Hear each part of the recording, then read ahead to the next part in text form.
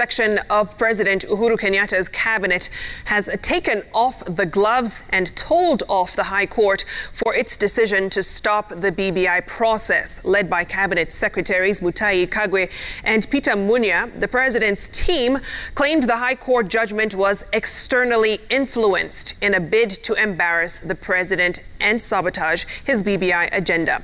Stephen Leto reports. President Uhuru Kenyatta's cabinet members Mutahi Kagwe, Peter Munya, Eugene Wamalwa and Joe Musheru are taking a bare-knuckle approach in their criticism of the High Court. They accuse the five-judge bench of being used by outsiders to sabotage the presidency. Na tutafuata sheria kuenda hiyo appeal. Lakini tunaona hiyo judgment kama iko na motivation nyingine. Beyond the law. If you read it, you listen to what they were saying, it's like they were picking ones from somebody. Isn't it?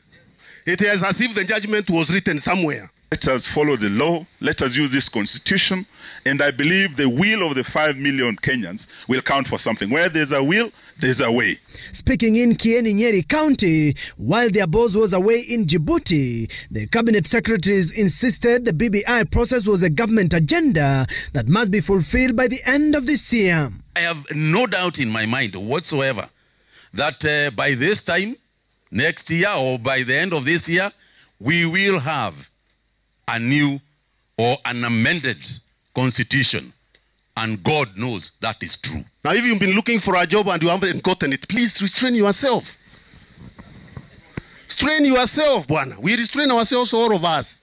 Restrain yourself. Don't use the position you're occupying to settle scores using the courts. ANC Leader Musalia Mudavadi, who was also present in Nyeri, said the judgment by the 5 judges has jolted the country and called on Kenyans to tighten their belts as the matter proceeds to the appellate court. Mudavadi cautioning that time was running fast and that any more delay by the protracted legal battles may lead to a situation where BBI will not be actualized. You could also come to terms with some issues that you can fast track through a parliamentary initiative so that all is not lost. A meeting in Nyeri that was filled with anger and disappointments, with governors present terming the court decision as insensitive to the will of the people. And on another part of the ruling, they said the president had no business initiating a popular initiative.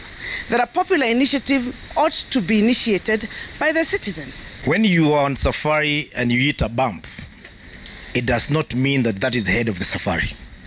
To me, I think what has happened at the moment is just a temporary bump that we have hit. The BBI Secretariat says it is assembling a team of lawyers that will mount a case against the judgment at the Court of Appeal. We are going to pursue according to the law. We are going to file next week.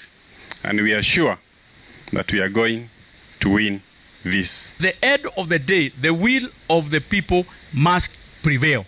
And not any single individual can even imagine stopping the will of the people. Nobody.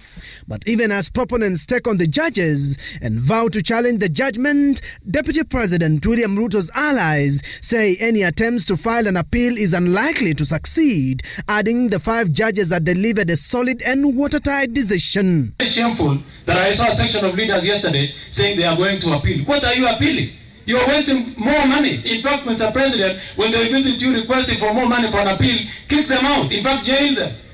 They have wasted more than 16 billion on a zero project, chasing wind for nothing. The judgment was proper. The judgment was good. It is based on law. I personally raised those issues in January. No one listened to me. Pro-BBI demonstrations were also staged in Laikipia protesting the court decision. Kiashiriwa sisi wajiko, tukuje tujiamulie kama tunayapenda ama hatuyapendi. Kwa hivyo uamuzi ya watu 5, sisi wana Laikipia tunaipinga. Najua tutapitisha BBI 100%. BBI. Stephen Leto, Citizen TV, Nairobi.